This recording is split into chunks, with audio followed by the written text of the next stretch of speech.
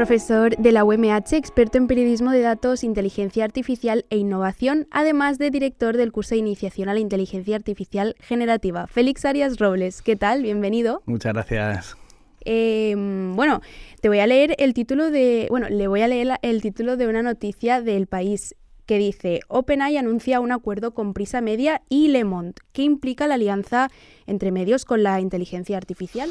Bueno, pues asistimos un poco, yo creo que al comienzo de algo que va a definir el futuro de la industria, de nuestra profesión, ¿no? Hay varias posturas, hay quien, por ejemplo, como en New York Times, están demandando a estas grandes tecnológicas y hay grandes juicios ahí, grandes demandas, y hay medios que se están aliando con ellos, que se están vendiendo, por así decirlo, su alma, casi sus contenidos, ¿no? Y eso, pues, y luego hay otros que están como un poco al margen, ¿no? Entonces eso va a determinar un poco el futuro. Nadie sabe muy bien qué puede pasar, pero lo que yo creo que sí que está claro es que esto va a determinar, ¿no? El cómo la labor periodística se va a trasladar a ese nuevo ecosistema en el que la inteligencia artificial va a ser clave. ¿Y cómo tendrán que regular esto de alguna forma, ¿no? Con nuevas leyes. ¿Cómo cree usted que deberían derivar todo esto a la legislación, a normas, digamos? Bueno, ahí yo creo que la regulación va a ir siempre por detrás. Hay una normativa en la Unión Europea que yo creo que es de las más avanzadas, pero creo que, y de hecho eso hace que, por ejemplo, haya herramientas de inteligencia artificial que aquí lleguen un poco más tarde y algunas no las podamos utilizar todavía. Creo que eso es bueno, que haya control, que haya regulación, que se mire todo con lupa, pero es un tsunami tan grande lo que nos viene que yo creo que es imposible regularlo y que las regulaciones van a tener que ir siempre un poco por detrás y no vamos a poder frenar muchas cosas. Porque tampoco creo que sea interesante, porque es que va a haber países, pues desde Estados Unidos hasta sobre todo la parte de Asia, de Singapur, que se están poniendo mucho las pilas, que están favoreciendo esto, y si aquí lo limitamos mucho nos vamos a quedar muy atrás. Claro. Y dado que la inteligencia artificial puede proporcionar información sobre las preferencias, comportamientos y tendencias de la audiencia, ¿esto termina con la idea de que la IA va a terminar con la profesión del periodista? Pues ahí está la gran incógnita. Yo creo que es un escenario que hay que contemplar, que pueda acabar con la profesión periodística como puede acabar con absolutamente todas las profesiones. O sea, eso realmente es un escenario que está ahí y que, bueno, pues hay que estar preparado para eso. Puede acabar con la profesión de docencia, puede acabar con los abogados, con los arquitectos, con los médicos, puede acabar con todo, ¿no? Yo creo que la única, pero evidentemente va a ser progresivo, ¿no? Se habla de un abanico de 50, de 100 años en las que se puede acabar con, por así decirlo, puede sustituir todas las labores humanas, ¿no? Entonces, mientras tanto, está en nuestra mano el ver cómo nos adaptamos a eso, el cómo vamos nosotros ofreciendo cosas que la IA todavía no puede hacer, ¿no? Y yo creo que, por ejemplo, en la labor periodística, pues hay muchas cosas. Yo estoy seguro de que, bueno, ayer, no sé si visteis, lanzaron un directo de OpenAI para presentar las nuevas habilidades de ChatGPT y se ven cosas increíbles, se ve cómo se puede interactuar con audio casi como una película de ciencia ficción, ¿no? Tener un asistente, ¿no? Y cómo ChatGPT ya va a ser muy, muy útil para también consultar contenidos noticiosos y permanentemente actualizados. Entonces, ¿qué va a estar siempre en nuestra mano todavía? En la generación de esos contenidos, digamos, de actualidad o en la generación de contenidos con un sello de autor. Pero no podemos obviar y escondernos que las cosas van a cambiar mucho y que tenemos que estar preparados. Y ahí yo creo que la única cuestión es pues estar dispuestos a ir cambiando y no tenerle miedo e incluso disfrutar en el proceso. Evolucionar, ¿no? Un poco, Eso, a no pesar queda de otra. que sea algo nuevo. Hablando de esto, lo nuevo impacta, pero ¿por qué cree que tendemos a tener miedo de las cosas nuevas y cree que deberíamos tener una actitud más abierta para evolucionar como sociedad en general, ya no solo en cuanto a la profesión, sino como sociedad?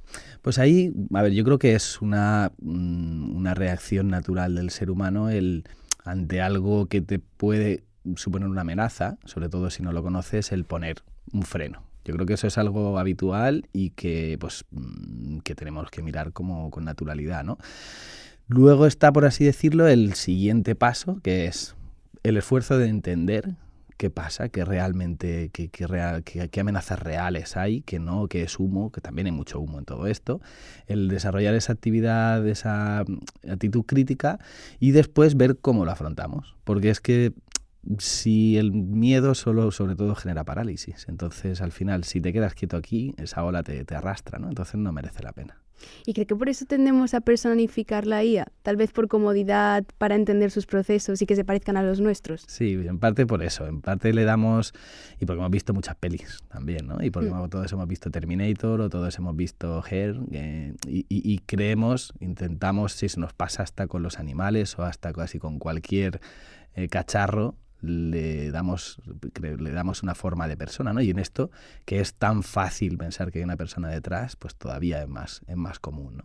Y esto que hemos visto que ha habido una alianza entre la empresa de ChatGPT y los medios, ¿esto no requiere un nivel de interés por parte del lector mucho mayor, de querer informarse?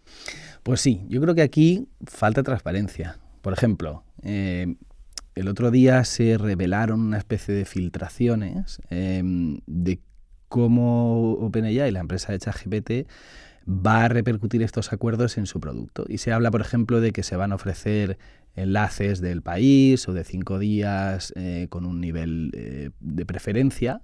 Van a aparecer, por así decirlo, más arriba o más en primer lugar con los links que se recomiendan. Pero falta transparencia, yo creo que tarde o temprano llegará en que los medios cuenten, por ejemplo, de qué cifras estamos hablando.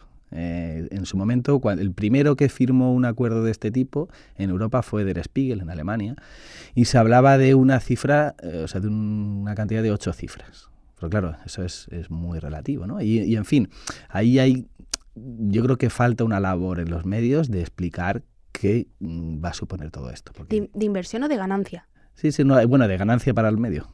Se supone que OpenAI pagó 8 cifras a Der Spiegel por poder acceder a todo su archivo, a todos sus contenidos.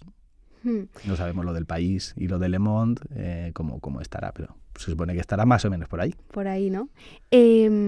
Dado que los procesos de cuantificación, evaluación y almacenaje de datos, que hablando de datos son más rápidos con la inteligencia artificial, ¿cuál será el papel del periodista para trabajar en conjunto con la misma? Pues ahí yo creo que el papel del periodista es utilizar la inteligencia artificial como una herramienta a su favor, ¿no? Y va a hacer pues que eso que trabajamos aquí en la universidad de procesar datos, que sea de una manera más sencilla, ¿no? Bueno, pues por ejemplo, sin ir más lejos, a ChatGPT tú puedes crear un asistente personalizado en el que tú le alimentes con tu propia base de datos y le vayas haciendo preguntas, ¿no? Eso para una labor periodística es esencial, ¿no? Y creo que al final la clave está en que usemos esto para mejorar nuestro trabajo, en que no hagamos lo mismo que hacíamos antes, sino que podamos hacer algo más.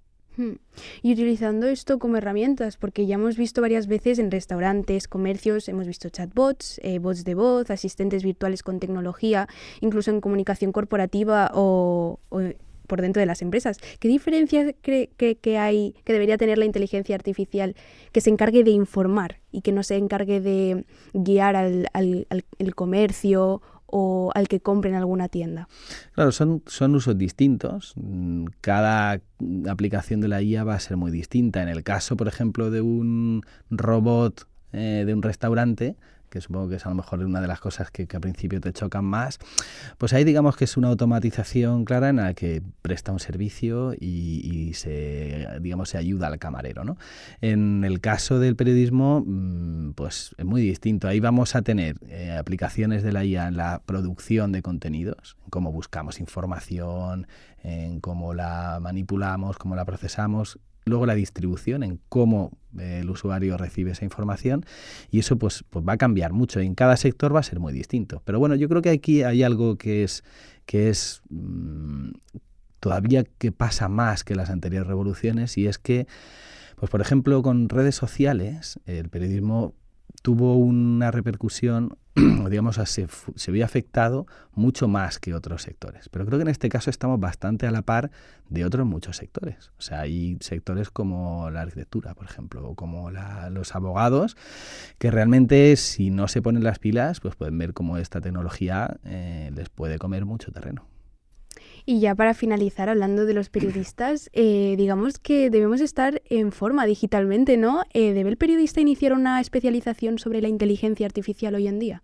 Yo creo que es fundamental que hagamos ese proceso de estar al día, que no es nada fácil, porque es que pues esta semana, ayer fue el demo, la presentación de OpenAI y hoy había una de Google y salen novedades cada día, ¿no? Pero ese esfuerzo por estar al día con lo que pasa va a ser clave. Y para eso pues está la labor, por ejemplo, de la universidad o de cualquier otro formador, el que alguien haga de ese filtro, entienda cómo funciona y, digamos, lo procese y se lo dé más elaborado a los estudiantes, porque es que va a ser necesario que estemos al día y sepamos utilizar esto en nuestro beneficio, ¿no? Y eso nos obliga a hacer un reciclaje continuo. O sea, esto no es algo que se enseñe una vez y ya podamos volar. Esto es algo que cambia de mes a mes. Entonces tenemos que ir formándonos, vamos, casi a diario. Actualizarnos continuamente, ¿no? Incluso llegar a crear grados de inteligencia artificial en algunas universidades. Bueno, pues ya hay, aquí, ¿no? Aquí ya va a haber uno. Incluso, a ver, yo creo que va a ser algo, que eso por supuesto va a estar, pero va a ser algo muy transversal. O sea, yo creo que va a llegar un momento en el que en todos los grados, en todas las asignaturas, la inteligencia artificial sea una parte, ¿no? Va a ser como lo que ha pasado, por ejemplo, con Internet, ¿no? No tiene sentido una asignatura que enseñe algo sin tener en cuenta lo que supone Internet. Pues algo va a ser igual, ¿no? Todo va a cambiar. Pues Félix Arias Robles, muchísimas gracias por su tiempo. Ha sido un placer hablar con usted. Muchas gracias a ti, Lucía.